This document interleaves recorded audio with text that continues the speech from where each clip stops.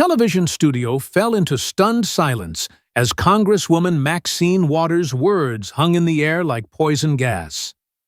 "You're nothing but a failed politician, a washed-up Secret Service agent who got rejected by the American people 3 times. You have no business questioning anyone in Congress. You're an embarrassment to law enforcement. Go back to your podcast basement where you belong."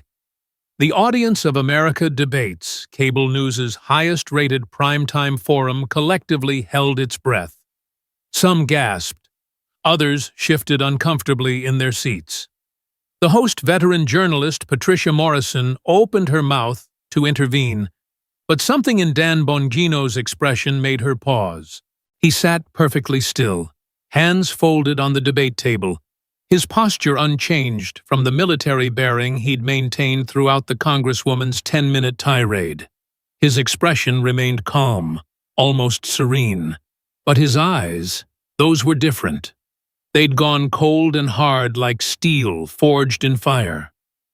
"Congresswoman Waters," he said quietly, his voice carrying the controlled authority of someone who'd once protected presidents. "I've been called worse by better people." The audience tittered nervously. Bongino leaned forward slightly, still composed, still calm. "You've spent the last 15 minutes attacking my character, my credentials, my service to this country. You've questioned my integrity, my intelligence, and my patriotism." He paused, letting the moment breathe. "I came here tonight to discuss government accountability and ethics in Congress. You've decided to make this personal." He reached into the leather portfolio beside his chair and extracted a thick folder of documents. "So, let's make it personal. Congresswoman, since you've opened this door, let's talk about your record." And unlike your speeches, he placed the folder on the table with a decisive thump. "I brought receipts." Maxine Waters' eyes flickered to the folder, then back to Bongino's face. Her expression shifted from triumphant to wary in less than a second. Patricia Morrison seized the moment. "Gentlemen, lady, I think we should know," Bongino said firmly, his gaze never leaving Waters. "The Congresswoman started this conversation. She gets to finish it." The evening had begun with such promise. America Debates had positioned itself as the last bastion of civil political discourse in a media landscape dominated by echo chambers and partisan warfare.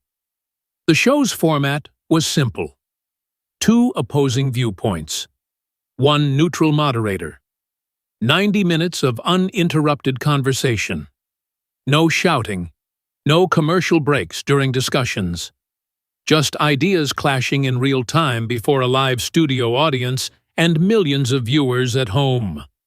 Tonight's topic: government accountability and ethics in Congress. Dan Bongino had arrived early, as was his habit from his Secret Service days. At 50 years old, he moved with the discipline deficiency of someone who'd spent decades in law enforcement. NYPD officer, federal agent, Presidential Protection Detail for George W. Bush and Barack Obama. 3 unsuccessful congressional campaigns.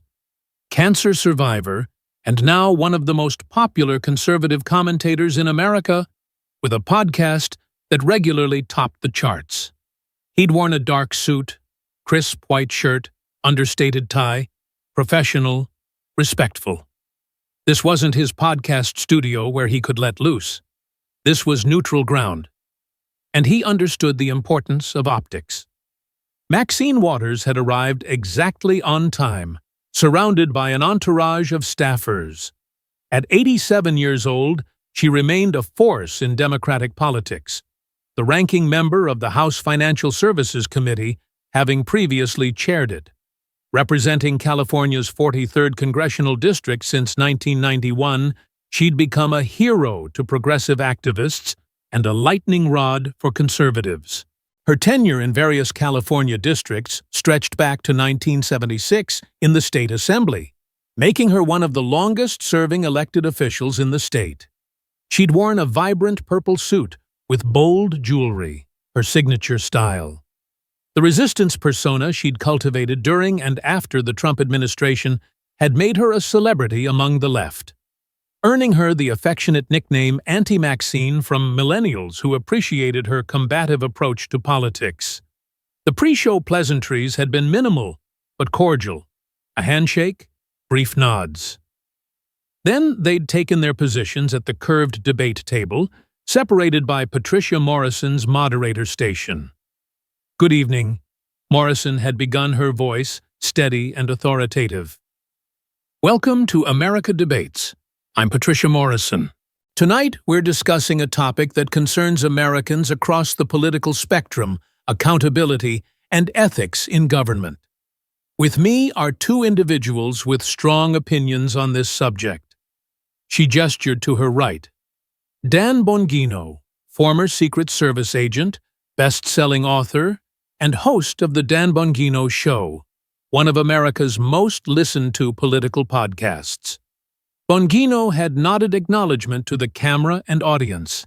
And to my left, Congresswoman Maxine Waters, representing California's 43rd District and ranking member of the House Financial Services Committee, currently in her 18th term in Congress. Waters had smiled broadly, waving to the audience with the practiced ease of a career politician. Morrison had outlined the ground rules: respectful discourse, equal time, fact-based arguments. The audience would remain silent until the final Q&A segment. Mr. Bongino, let's begin with you. You've been vocal about what you see as corruption in Congress. Can you elaborate? Bongino had taken a breath, organizing his thoughts. Thank you, Patricia. Look, I spent my career in law enforcement. I investigated federal crimes. I protected presidents from both parties, and what I've seen in recent years is a troubling pattern of lawmakers using their positions for personal enrichment while their constituents struggle. He'd been measured professional, citing general examples without naming names. The system of earmarks, the revolving door between Congress and lobbying firms, the curious timing of stock trades by members of Congress just before major market-moving legislation. We need transparency, he'd concluded. We need enforcement of existing ethics rules, and we need voters to hold their representatives accountable regardless of party. Morrison had nodded, then turned to Waters. Congresswoman, your response. That's when things had taken a turn. Waters hadn't addressed his arguments. Instead, she'd attacked him personally. Miss Morrison, I find it rich that Mr. Bongino here wants to lecture anyone about ethics. This is a man who spent years on Fox News spreading conspiracy theories about the 2020 election. A man who was banned from YouTube for promoting dangerous misinformation. A man who ran for Congress 3 times and lost every single race because the American people saw right through him. Bongino had remained calm, his Secret Service training kicking in. Don't react. Don't escalate. Let them show who they are. But Waters hadn't finished. He has the audacity to question the integrity of public servants who've dedicated their lives to their communities. I've been serving the people of California for nearly 50 years. 50 years. And this right-wing podcaster thinks he can sit here and question my ethics. She turned to face him directly, her voice rising. You're a failed politician. You're a Secret Service reject who couldn't even win a congressional race in Florida. Florida, one of the reddest states in the country. You lost in Maryland twice. Then you moved to Florida and still lost. The voters spoke, Mr. Bongino. They didn't want you. The audience had stirred uncomfortably. Morrison had tried to interject. Congresswoman, let's focus on the issues.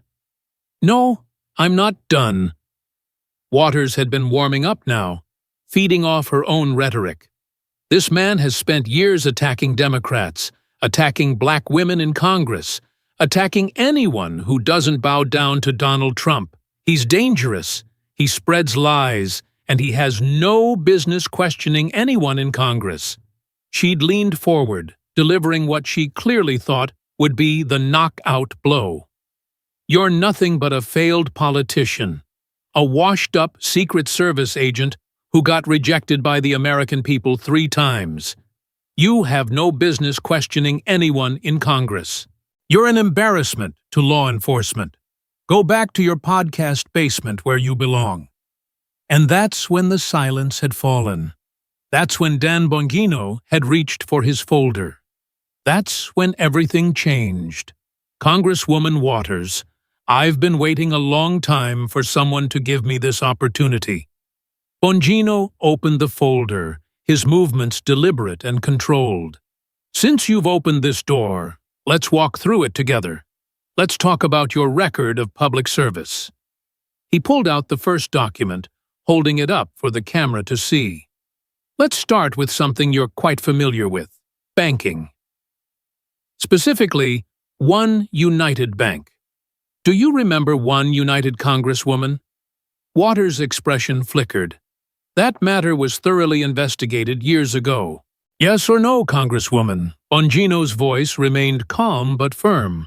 Did your husband, Sidney Williams, serve on the board of directors for One United Bank? The situation was complex. It's a yes or no question. He waited, letting the silence do the work. Yes, he served on the board, but… Thank you. Bongino pulled out another document, and in September 2008, at the height of the financial crisis, did you arrange a meeting between Treasury Secretary Henry Paulson and representatives from the National Bankers Association? Waters shifted in her seat. I was advocating for all minority-owned banks. I didn't ask what you were advocating for. I asked if you arranged the meeting. Yes or no? Yes, but thank you. Another document. And at that meeting, did the discussion center primarily on One United Bank? There were several banks discussed, Congresswoman, according to the House Ethics Committee's own report, which I have right here. The discussion centered on One United Bank. The same bank where your husband served on the board. The same bank where you and your husband held stock worth at least $500,000. Correct. Waters' jaw tightened. My husband's business dealings were directly connected to your congressional intervention. Bongino was in his element, now prosecutor mode, fully engaged. In December 2008, One United Bank received $12 million in TARP bailout funds. $12 million. He pulled out yet another document, this one highlighted in yellow. But here's what's interesting, Congresswoman. In October 2008, 2 months before that bailout, federal regulators had accused One United's management of unsound banking practices and excessive executive perks. The bank was failing. It should never have qualified for TARP funds. The financial crisis affected many minority-owned institutions. Waters tried again. I'm sure it did. Bongino's tone remained even, but there was steel underneath. But most of those institutions didn't have a congresswoman married to a board member personally arranging meetings with the Treasury Secretary, did they? The audience was dead silent now, every eye riveted on the exchange. Bongino pulled out another sheet. Let me read you something, Congresswoman. This is an email from your Chief of Staff, Mikhail Moore, who also happens to be your grandson, sent around the same time. The subject line reads, and I quote, One United is in trouble. He looked up from the paper. Your grandson, serving as your Chief of Staff, was emailing about One United being in trouble. You were arranging meetings with Treasury officials. Your husband was on the board. You held significant stock, and then miraculously the failing bank got $12 million taxpayer dollars. Waters's face had gone rigid. The House Ethics Committee investigated this, and yes, Let's talk about that investigation. Bongino was ready for this. In August 2010, the House Ethics Committee charged you with 3 violations: violating the rule that members must behave in a manner that reflects credibly on the House, using your influence for personal benefit, and dispensing special favors. 3. Separate violations. Those charges were eventually dropped. After 2 years of investigation, the committee found that you thought you were acting for all minority banks, so they gave you a pass. But they found your grandson, your chief of staff, had been actively involved in helping One United specifically. He received a letter of reproval. Bongino leaned forward. So, let me get this straight, Congresswoman. You arranged a meeting for a bank, where your husband served on the board and where you held significant financial interest. Your grandson, your employee, worked to help that specific bank. That bank got $12 million in taxpayer money. And the only reason you weren't formally sanctioned was because you claimed you didn't know you were helping your own family's financial interests. He let that sink in for a moment. Congresswoman, you called me an embarrassment to law enforcement. I'm a former federal investigator. In my world, we call what I just described a textbook case of conflict of interest. At minimum, the studio audience remained frozen. Patricia Morrison looked like she wanted to intervene, but couldn't find the opening. Waters tried to recover. This is why Congress is broken, because people like you come on TV and dig up old, settled matters. Old Bongino's eyebrows rose. Settled, Congresswoman. Without your intervention, your husband's investment in that bank would have been worthless. The bank was failing. You helped save it. Your family's financial interest was preserved. That's not old. That's corruption. And it's never settled until we talk about it honestly. He gathered the One United documents and set them aside. But you're right about one thing, Congresswoman. This is old.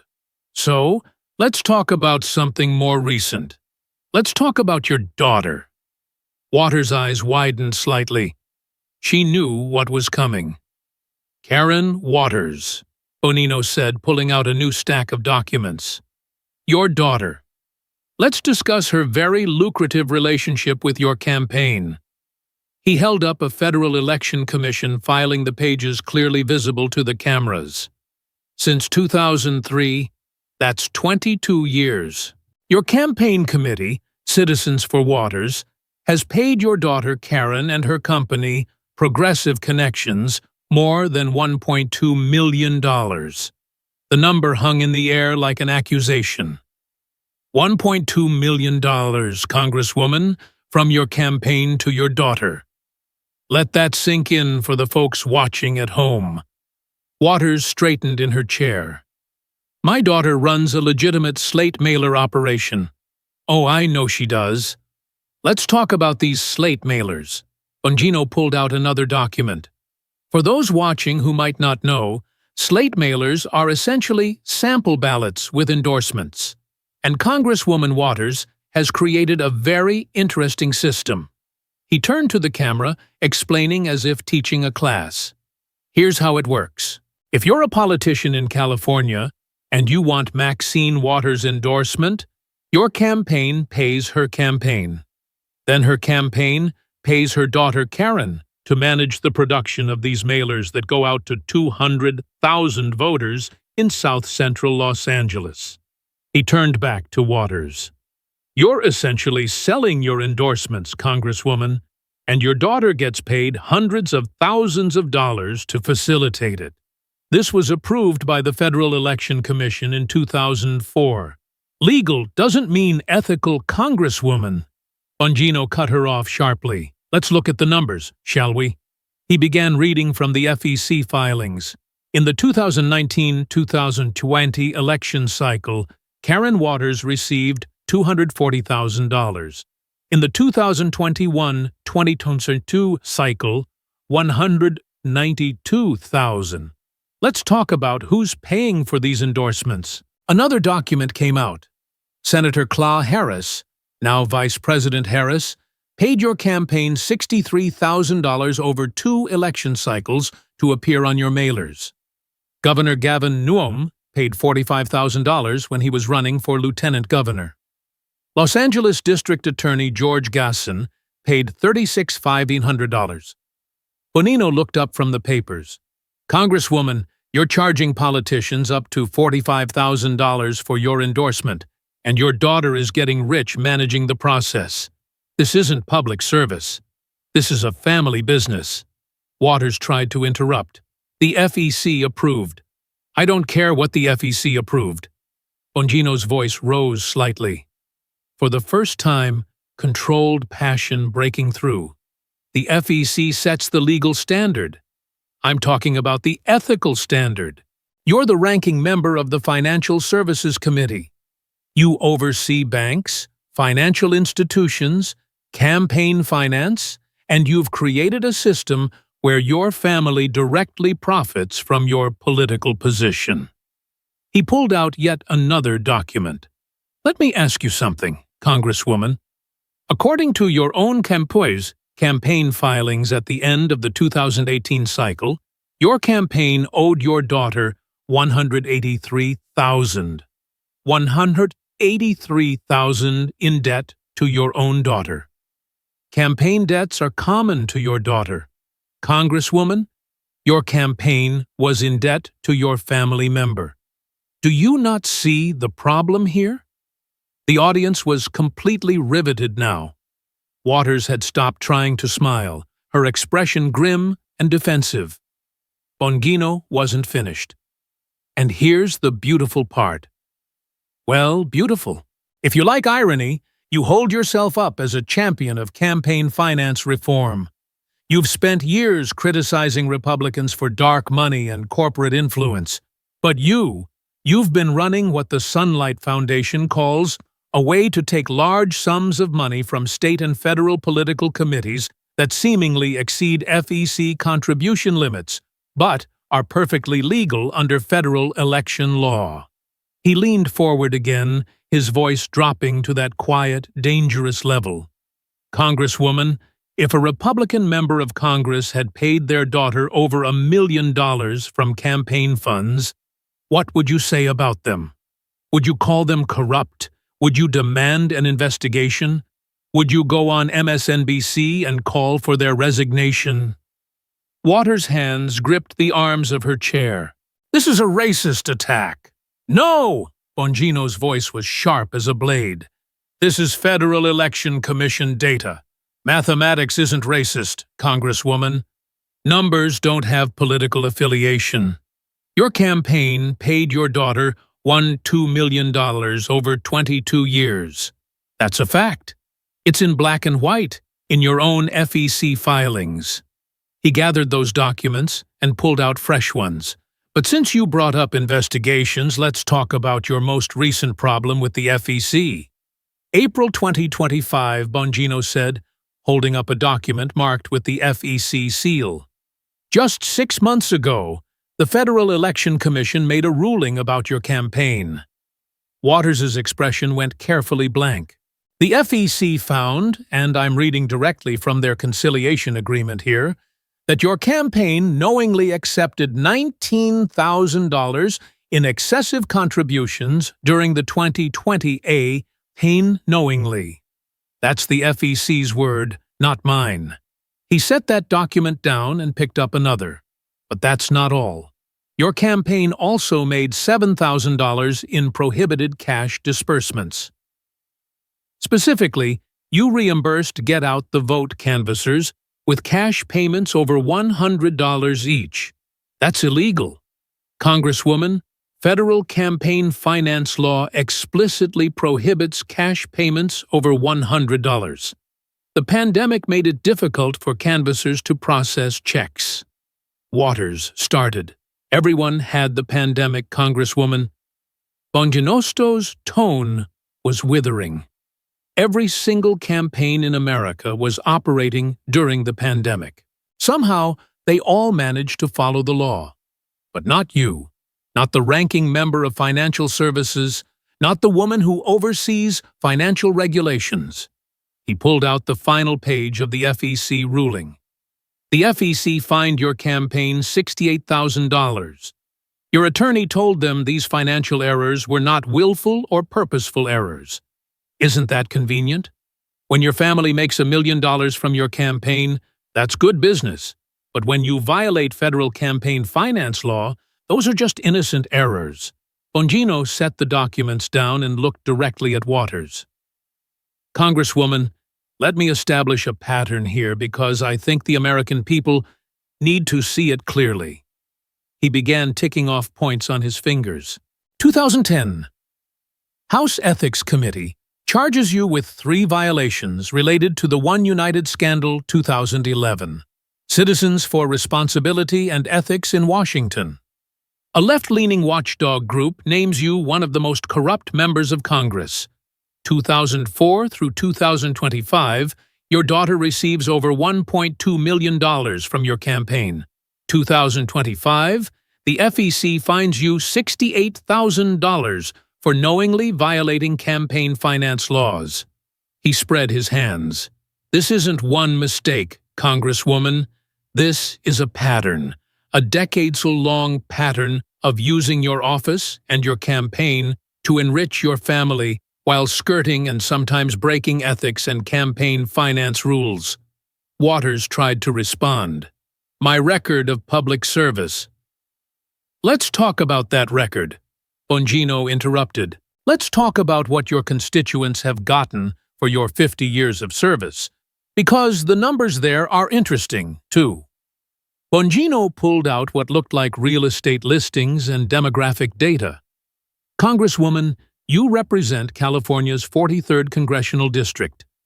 Some of the neighborhoods you represent include parts of South Central Los Angeles, Watts, Hawthorne, Englewood, Gardena, working-class communities, historically Black and Latino communities, communities that have struggled with poverty, crime, and lack of opportunity. He looked up at her. But you don't actually live in your district, do you? Waters stiffened. My home was in my district when I purchased it. That's not what I asked. Bongino's voice remained level. I asked if you live in your district now. Simple question. Do you currently live in California's 43rd Congressional District? Redistricting moved the boundaries. Yes or no, Congresswoman? A long pause. No. After redistricting, my home is technically in the 37th District. Thank you for that honesty. Bongino pulled out photos. Let's talk about your home.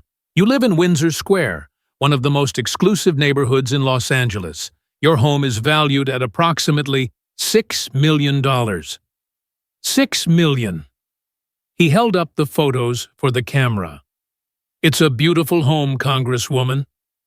6,000 square feet, gated, secure in a neighborhood that is, according to census data, just 6% Black. Your district, by contrast, is 23.6% Black. So you represent one of the highest concentrations of African-American residents in California, but you live in a neighborhood that is 94% non-Black. Waters opened her mouth to protest, but Bongino kept going. Now, let's talk about the district you do represent. The district you've represented in various forms since 1991, 34 years. He pulled out demographic statistics. In California's 43rd District, 1 in 5 people live below the poverty line. 1 in 3 children live in poverty. The median household income is well below the California average. Violent crime has increased significantly in recent years. Your constituents live in neighborhoods where they need bars on their windows for safety. He looked directly at Waters. Meanwhile, you live in a $6 million mansion with a security gate in a neighborhood that doesn't even vote for you. Congresswoman, how does a public servant with a congressional salary of $174,000 afford a $6 million home? My husband had a successful career. I'm sure he did. Former NFL player, Mercedes dealer, U.S. ambassador to the Bahamas. That's all public record, but let's be honest about what else contributes to your wealth. Bongino gestured to the earlier documents. Your daughter's million-dollar payments from your campaign probably help. The insider access and business opportunities that come with being one of the most powerful members of Congress probably help. The Los Angeles Times reported back in 2004 that your family members had made more than $1 million over 8 years doing business with companies and causes you helped. He leaned forward. Your constituents have bars on their windows. You have a security gate around your mansion. Your constituents struggle to find jobs. Your daughter gets $200,000 a year from your campaign. Your constituents' schools are failing. You've been their representative for 34 years. His voice dropped to barely above a whisper. What have they gotten, Congresswoman? What have they gotten for your 50 years of public service? Because from where I'm sitting, it looks like your family got rich, while their community got poorer. The audience was completely silent.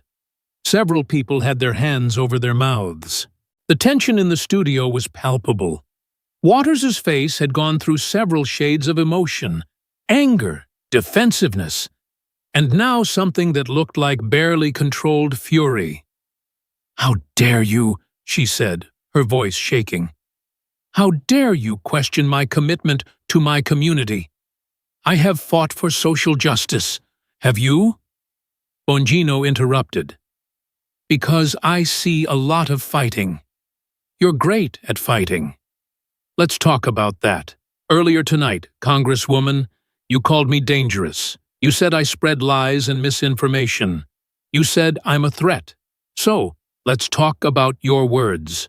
Let's talk about the things you've said in your decades of public service." Bongino pulled out a new set of documents. These looked like transcripts. June 2018, Los Angeles. You spoke at a rally about the Trump administration's immigration policies. Do you remember what you said? Waters said nothing. Her jaw set. Let me refresh your memory. Bongino began reading from the transcript. If you see anybody from that cabinet in a restaurant, in a department store, at a gasoline station, you get out and you create a crowd and you push back on them and you tell them they're not welcome anymore anywhere. He looked up. Create a crowd. Push back on them, not welcome anywhere. Congresswoman, I spent years in the Secret Service. Those are not words of peaceful protest. Those are instructions for harassment and intimidation. I was calling for peaceful protest. Were you? Bongino pulled out news clippings. Let's look at what happened after your speech. Homeland Security Secretary Christian Nielsen was heckled out of a Mexican restaurant in Washington, D.C. White House Press Secretary Sarah Sanders was kicked out of a restaurant in Virginia. Stephen Miller was harassed at a Mexican restaurant. Trump administration officials were confronted at their homes. He set the clippings down. House Majority Leader Kevin McCarthy called your words very dangerous. He demanded you apologize. House Minority Leader Nancy Pelosi, your own party leader, issued a statement saying Trump's lack of civility has provoked responses that are predictable but unacceptable. Even Chuck Schumer said on the Senate floor that no one should call for harassment of political opponents. Waters tried to interrupt, but Bongino held up his hand. I'm not finished. September 2018. You were giving a speech in Los Angeles. You said, and I quote, I did not threaten Trump constituents and supporters. I do that all the time, but I didn't do that time. He paused to let that sink in. You threatened Trump's supporters all the time. Your words, Congresswoman, on video. You later tried to walk it back, but there it is. You admitted to threatening American citizens all the time because of their political beliefs. That was taken out of context. Then, let's add more context. Bongino was relentless. Now, April 2021, Brooklyn Center, Minnesota. The Derek Chauvin trial. You showed up at protests and said again, "I'm reading from a transcript. We've got to stay on the street, and we've got to get more active. We've got to get more confrontational." He looked at Waters with something approaching disbelief. A member of Congress at a protest during an active criminal trial, telling protesters to get more confrontational. "Congresswoman, do you know what the judge in that case said about your comments?" Waters remained silent. "Judge Peter Cahill called your remarks abhorrent and disrespectful to the rule of law. He said they could be grounds for appeal if Chawan was convicted. A judge called a congresswoman's comments potentially grounds for overturning a conviction." Bongino pulled out another document. "In fact, your rhetoric was so concerning that Representative Marjorie Taylor Greene introduced House Resolution 327 in 2021. The resolution was titled, "Expel Maxine Waters' Resolution for Incitement of Violence and Rioting Against the United States." He began reading from the resolution. "Whereas Representative Waters has repeatedly called for violence, civil unrest, harassment, and assault of public and private persons throughout her tenure as a member of Congress. Whereas Representative Waters traveled across state lines to promote and encourage riots that led to violence and community destruction, which is a felony punishable by up to 5 years in prison." He set the resolution down. "Congresswoman, you've spent this evening calling me dangerous, but I've never told my listeners to create crowds to harass people. I've never traveled to another state to tell protesters to get more confrontational. I've never admitted to threatening anyone all the time." He leaned back in his chair. "And here's the thing that really gets me. When I criticize politicians left or right, I criticize their policies and their records. I cite documents. I present evidence. But you told people to confront members of the Trump administration in restaurants, in gas stations, to make sure they feel unwelcome anywhere." His voice hardened. "I was Secret Service Congresswoman. I know what threats look like. I know what incitement sounds like. And what you did in 2018, what you did in 2021, that was incitement. The only reason you didn't face consequences is because you're a Democrat in a Democrat district, with a Democrat-controlled House at the time.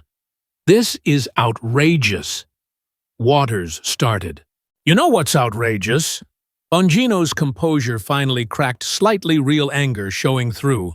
"I'll tell you what's outrageous. Let's talk about Assata Shakur," Bino said, his voice now edged with controlled fury. Waters's eyes widened. She clearly hadn't expected him to go there. "For those watching who might not know that name, let me explain." Bongino turned to the camera. Assata Shakur, born Joanne Chesimard, was convicted in 1979 of murdering New Jersey State Trooper Verrier Forrester. She shot him execution-style during a traffic stop. She was sentenced to life in prison. In 1979, she escaped from prison with help from accomplices and fled to Cuba, where she remains to this day under the protection of the Cuban government. He turned back to Waters.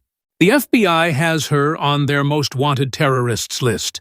There's a $2 million reward for information leading to her capture. She murdered a police officer. She's a fugitive from justice." Bongino's voice dropped. "And Congresswoman Maxine Waters has visited her in Cuba multiple times." The studio erupted in gasps. Patricia Morrison looked shocked. Even Waters' supporters in the audience seemed stunned. In 1998, Bongino continued pulling out yet another document. "You wrote a letter to Fidel Castro. In this letter, you praised some of his policy proposals. You thanked him for helping those who needed to flee political persecution. And you specifically told him that you were not part of the group of U.S. legislators who voted for a resolution to extradite Assata Shakur." He held up the letter. "You told Castro not to extradite a cop killer." Waters tried to respond. She was politically persecuted. She murdered a state trooper.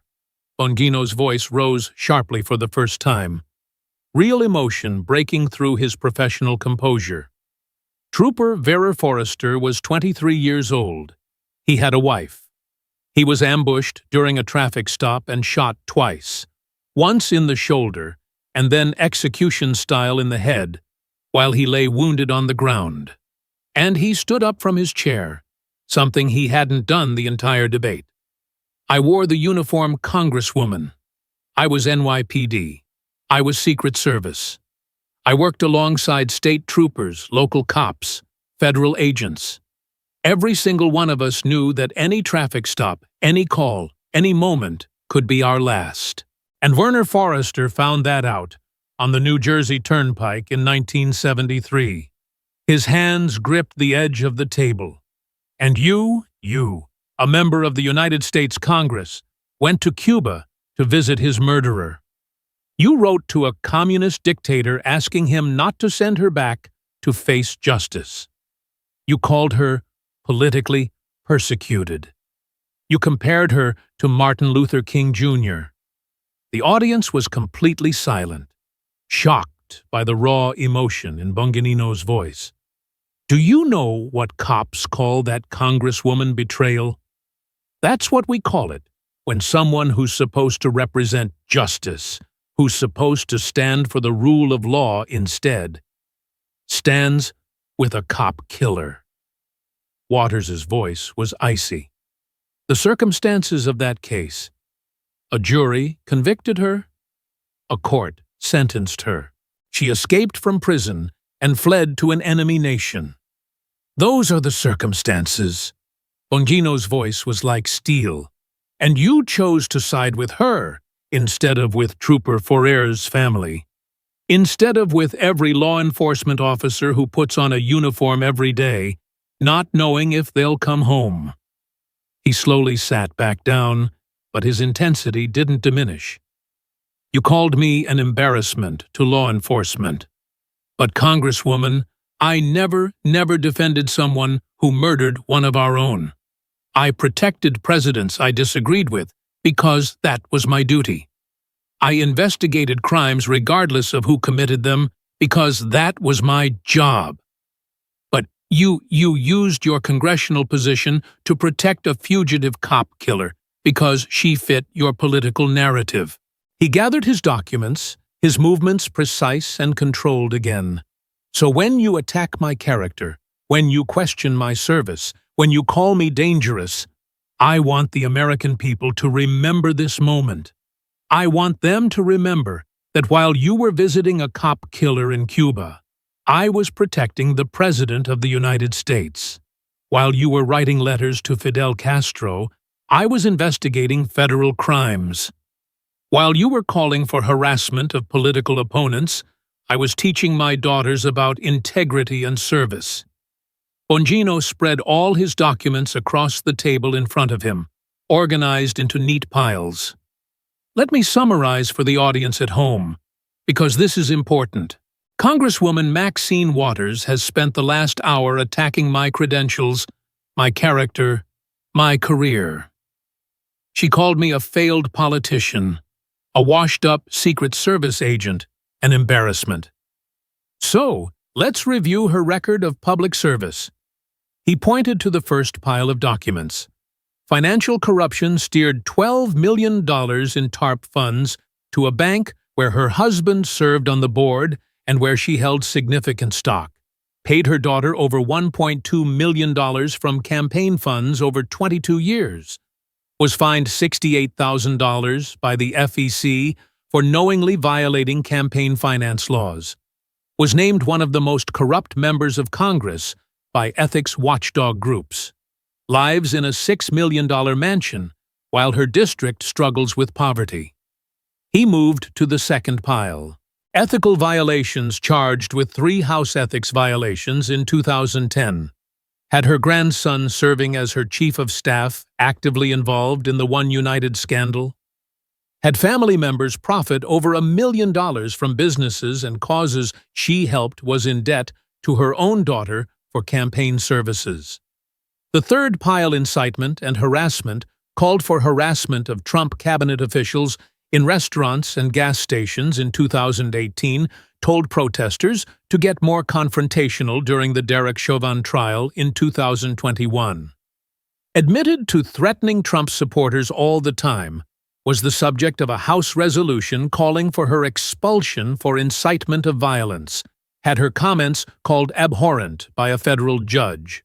The fourth pile, betrayal of law enforcement, made multiple trips to Cuba to visit cop killer Assata Shakur, wrote to Fidel Castro asking him not to extradite a fugitive murderer, called a convicted cop killer politically persecuted, and compared her to Martin Luther King Jr., opposed extradition of someone on the FBI's most wanted list.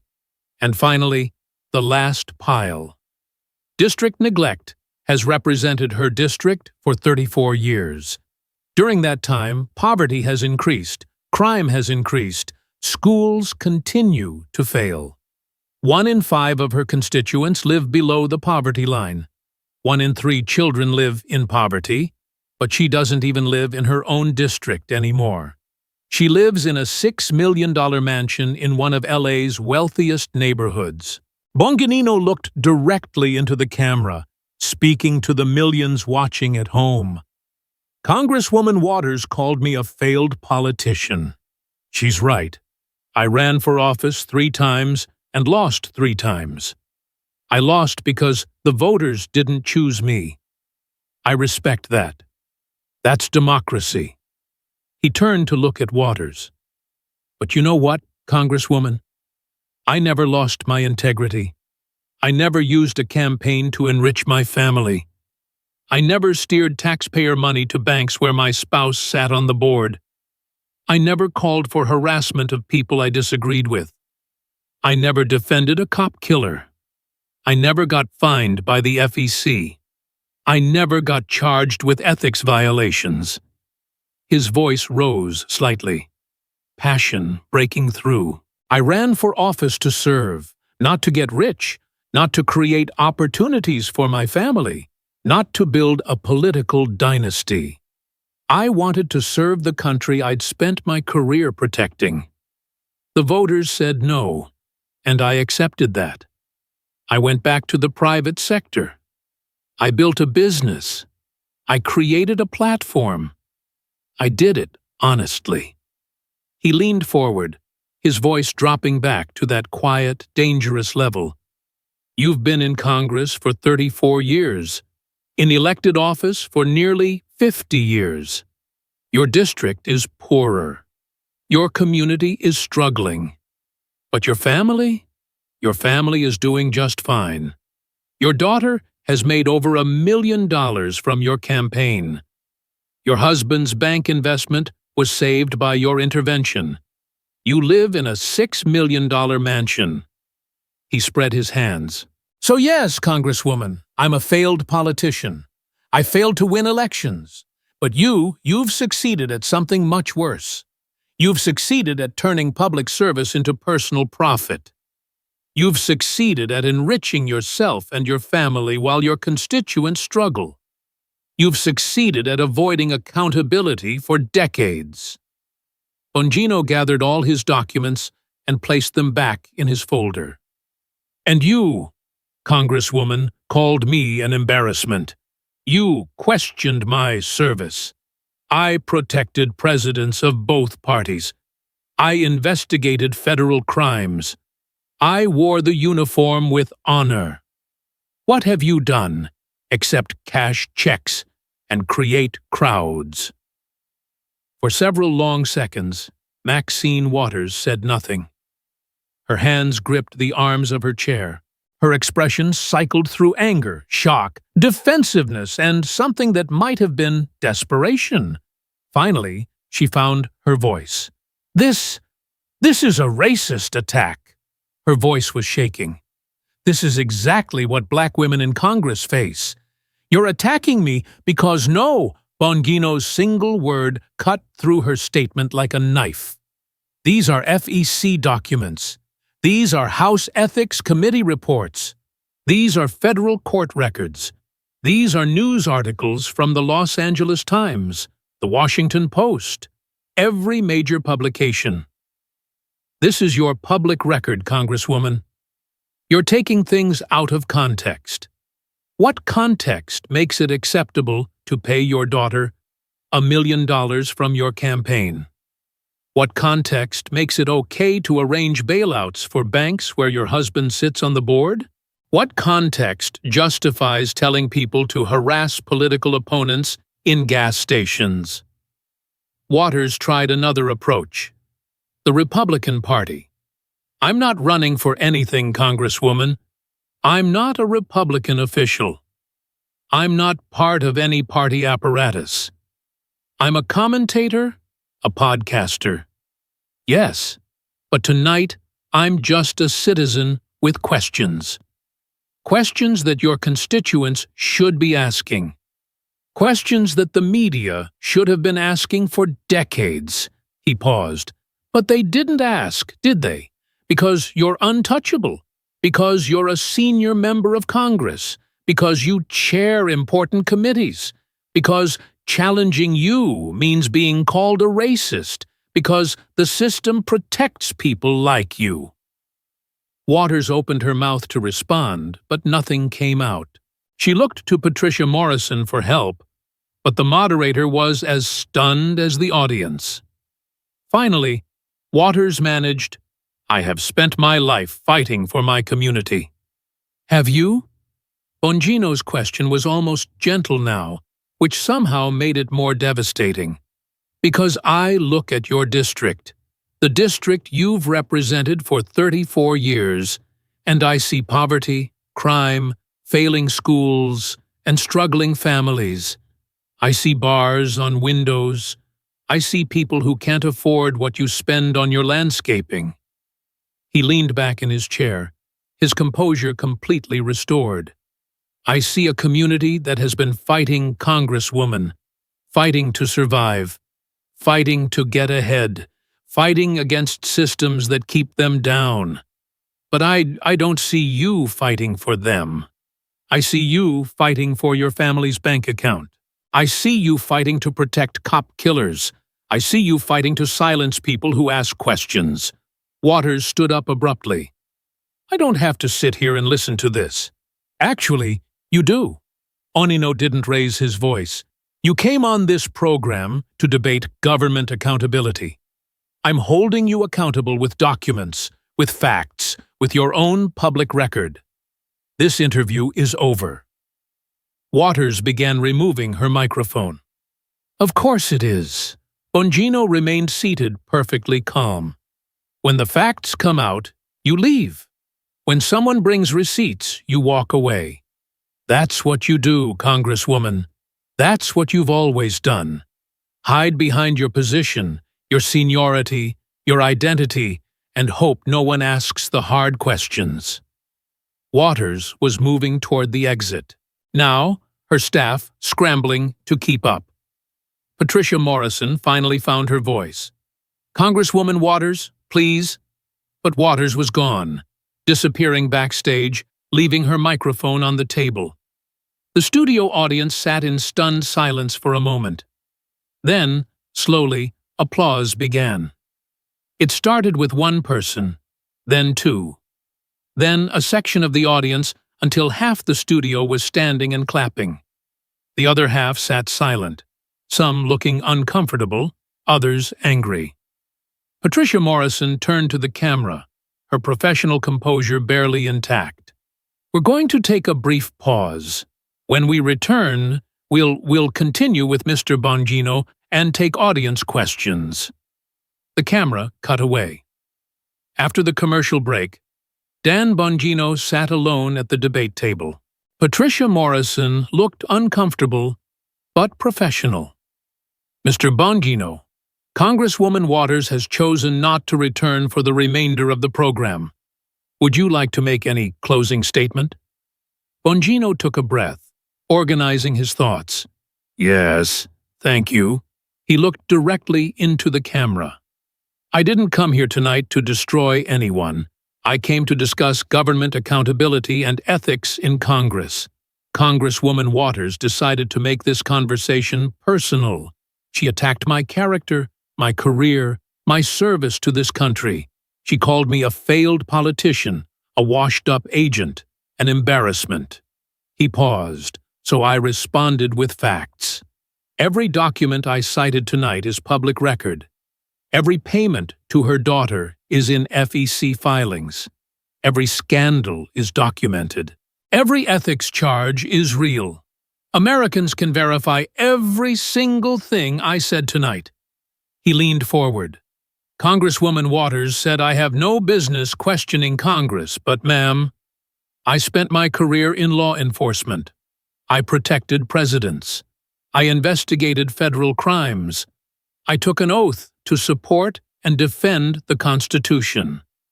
And part of that defense is holding public officials accountable when they abuse their positions. His voice became more passionate. I know corruption when I see it.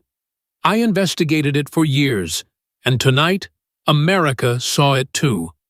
Congresswoman Waters has been in Congress for 34 years.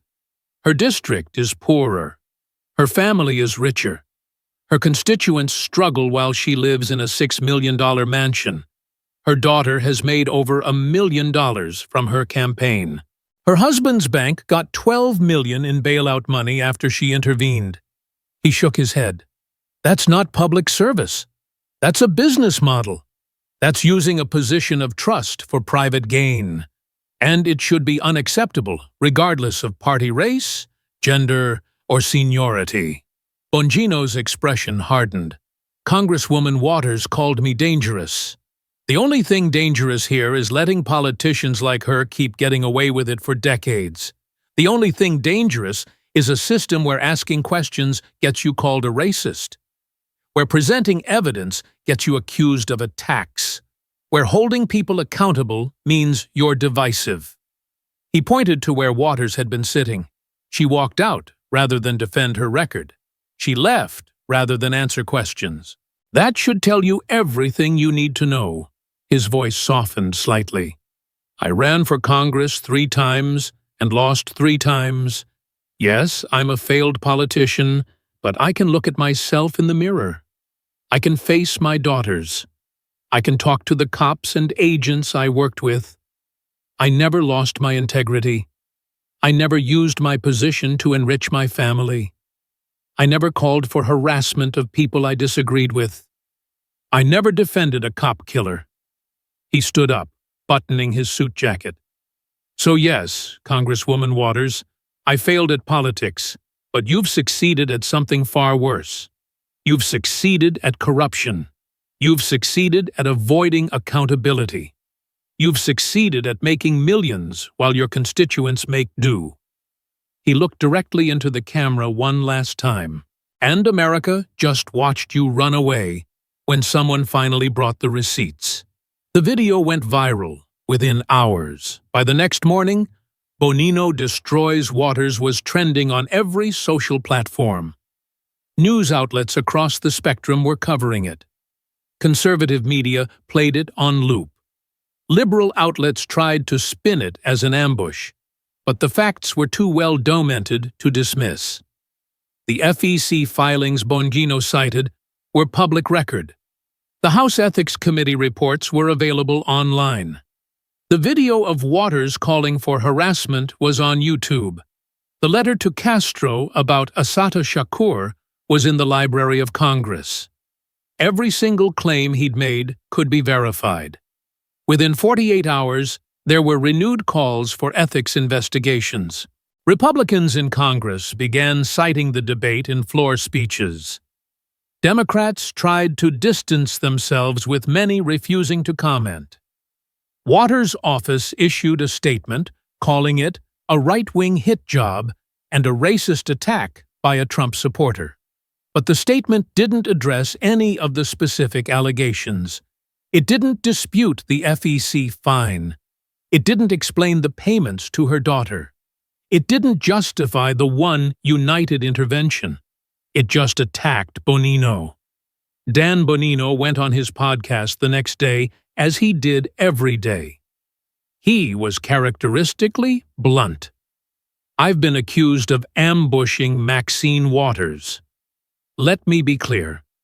I didn't ambush anyone. I brought documents. Public documents. Anyone could have asked her these questions. The media could have asked her these questions. Her constituents could have asked her these questions, but nobody did. For 34 years, nobody did. He shuffled through some papers. Someone asked me if I planned it. Did I plan to bring those documents? Yes, of course I did. I knew she'd attack me personally. That's what she does. So, I prepared. I did my research. I gathered the evidence. That's not an ambush. That's called being prepared.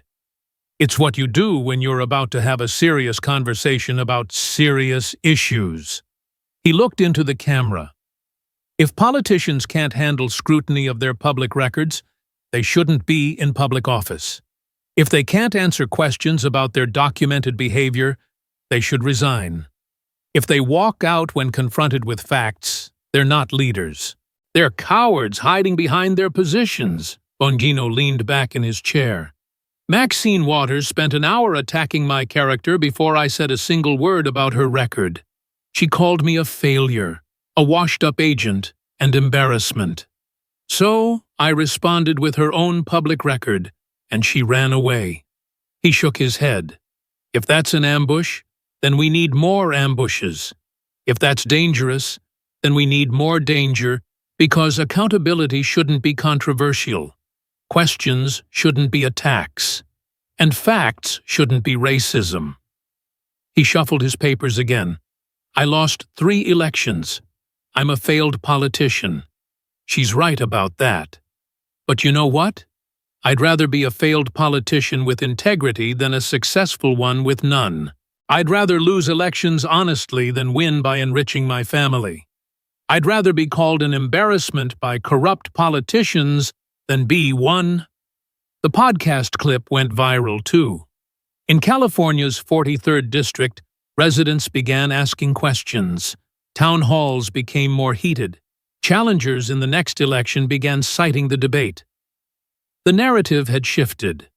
For 34 years, Maxine Waters had been untouchable. One 90-minute debate had changed that. Not because Dan Bongino had ambushed her, not because he'd attacked her, but because he'd done something simple, something that should have been done decades ago. He'd brought receipts. And in the brutal arena of live television, where spin doesn't work and deflection fails, receipts are the ultimate weapon. Maxine Waters learned what Dan Bongino's Secret Service instructors had known years ago. Underestimate the quiet professional at your peril. He doesn't need to raise his voice. He doesn't need to interrupt. He doesn't need to attack. He just needs the facts. And when the facts are on your side, you don't need anything.